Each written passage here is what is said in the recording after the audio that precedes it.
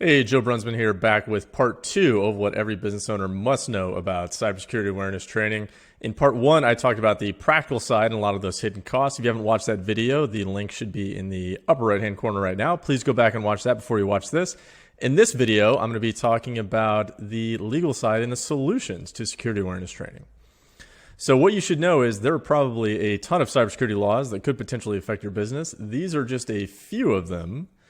And really, what's kind of a common requirement in all of these laws is both, at the federal and the state level, which we're going to get into, is cybersecurity awareness training. So it could be required for you. Now, on the federal side, we're going to be talking about the NIST cybersecurity framework and the FTC. Why am I going to focus on that one? Well, the FTC is kind of the primary cyber cop here, and the vast majority of businesses watching this presentation could very well fall under that particular statute. Then we're going to be talking about some of those hidden state level requirements that really surprise a lot of businesses. Now, the FTC interaction, as I said before, they are the nation's primary cyber cop, self-entitled there. And they really set the de facto standard for other agencies, both at the state and federal level, on what's considered reasonable cybersecurity. Now, they've gone after large companies, small companies, defunct companies, individuals. Virtually, there is no class of business that has not been touched by an FTC data security action. Now, what's really important there is the FTC safeguards rule, and that requires measures in place to keep customer information secure. So that includes your safeguards. So that's obviously for your business, your firm, your affiliates, and your service providers there. Now, what really does that safeguard mean? So it actually means you have to have reasonable safeguards in place for, once again, your firm, your affiliates, and your service providers. What are reasonable safeguards? Well, reasonable is a legal term that you really have to be familiar with. Because if you just read it as a layman and you say, okay, well, what is reasonable? Yeah, maybe my business is reasonable. Yeah, maybe not. You have to be careful. They measure this really by the security efforts of your business compared to the NIST cybersecurity framework. So what does the NIST cybersecurity framework say? Well, here's the actual relevant part. This is the awareness and training.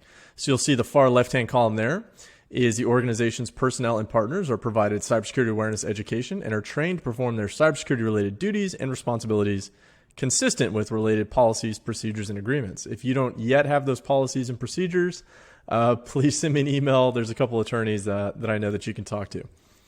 In the middle column there, you'll see users are informed and trained. They understand their roles and responsibilities. Third-party stakeholders, once again, we talked about that before, suppliers, customers, partners, understand their roles and responsibilities of keeping your client information safe. Senior executives understand their roles and responsibilities. If you're a senior executive and you're watching this, that should really stick out for you. Then it goes into physical cybersecurity. What you'll see in the right-hand column, those are all of the references for this material. And most pertinent here is CIS CSC 17. So what is that? Well, that is the Center for Internet Security, and they have the top 20 cybersecurity controls. Here I've pulled out CIS CSC 17, as mentioned previously. You'll see the far right-hand group. You see those little colored dots over there. Those are the implementation groups. You can kind of think of the green dot as like a small local business. 2 would be kind of the regional multi-state business, and 3 is going to be the very large business. So let's just go with the greens, just the small business. Implement a security awareness program. Train workforce on secure authentication. Train your workforce on identifying social engineering attacks. Training them on sensitive data handling. You're training them on causes of unintentional data exposure and identifying and reporting incidents. How are they going to do that if they are not, as it says, appropriately trained with really good cybersecurity awareness training? If it's, hey, the IT guy coming in like once every couple months saying, don't click on the wrong link, don't hit the ads on Facebook as you're cruising around at work doing something you're not supposed to be doing, that is simply not going to cut it. What happens if the FTC brings an action against you? So this is just one example. Obviously, you don't want to read this, but the yellow highlights are now all the additional things that this business had to do following this consent order in regards to cybersecurity. Now, on the right-hand side, these are all of the very, very expensive things that this business is now going to have to implement and report on. There's various timelines associated with all of these. Some of these are annual requirements. Some of these are twice yearly requirements. Some of these are every 2-year requirements. But needless to say, they are expansive and they are extensive. The last thing that we would want inside of our business here, also being a small business owner, is having to deal with all of this. You would essentially have to hire a person solely for this purpose.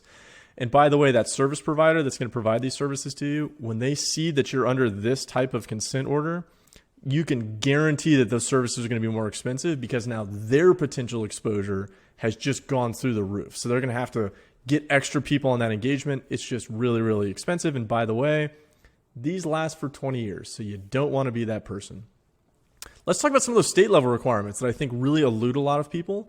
Once again, this gets into that reasonable cybersecurity requirement. So you can pause the video right here, see if you have any clients that are residents of these states. Now, once again, it doesn't matter where your business physically resides, it's where your clients are residents of. Those are the breach notification laws and cybersecurity laws that you're going to have to comply with.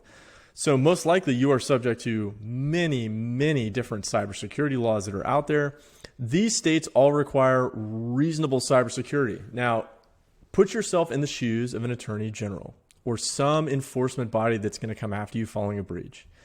Could you legitimately tell them that it would have been unreasonable to appropriately train your staff on the threats that eventually led to that breach? I think that's going to be a very hard requirement to make. It's going to be a very hard argument to make. And it's going to be probably more expensive to make that argument than it is to just have the appropriate cybersecurity awareness training in place to begin with. Now, also, you're going to have specific requirements, such as those found in 201 CMR 17. So if you have Massachusetts clients, and the new New York Shield Act. So let's just go ahead and pause, and we're going to go ahead and look at what those particular statutes actually say in regards to cybersecurity awareness training. So here you go. This is 201 CMR 17, Standards for the Protection of Personal Information of Residents of the Commonwealth. Scrolling down, you can see the scope. It applies to all persons that own or license personal information about a resident of the Commonwealth. Now, remember, as I told you previously, this doesn't say if you're a business in Massachusetts, you have to comply with this. This applies to all persons that own or license PII about an individual or a resident of the state of Massachusetts.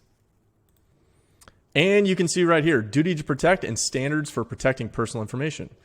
Every person, so that includes obviously a business, if they have a Massachusetts resident as a client, that owns or licenses personal information about a resident of the Commonwealth shall, scrolling down, provide ongoing employee training, including temporary and contract employees, employee compliance with policies and procedures, and means for detecting and preventing security failures. Now, how are you going to do that? How are you actually going to comply with this statute without a robust and appropriate cybersecurity awareness training program that is continuous and ongoing? That would be very, very hard to do. And that's not something where you want to try and validate that if the Attorney General of the state of Massachusetts comes after you following a data breach and they want to see those records. And I can assure you, they have actually requested those records of businesses. Now let's go ahead and jump over to the New York Shield Act. All right, so you can see here, this act shall be known and may be cited as the Stop Hacks and Improve Electronic Data Security Act, aka SHIELD Act.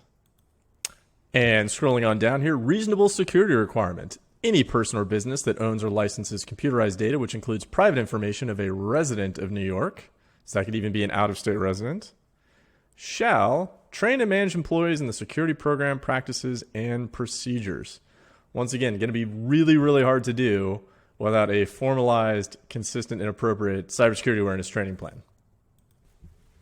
So with that, I would just like to add, when you look at this map, this is the revised state fiscal year 2021 revenue, more specifically those declines in revenue.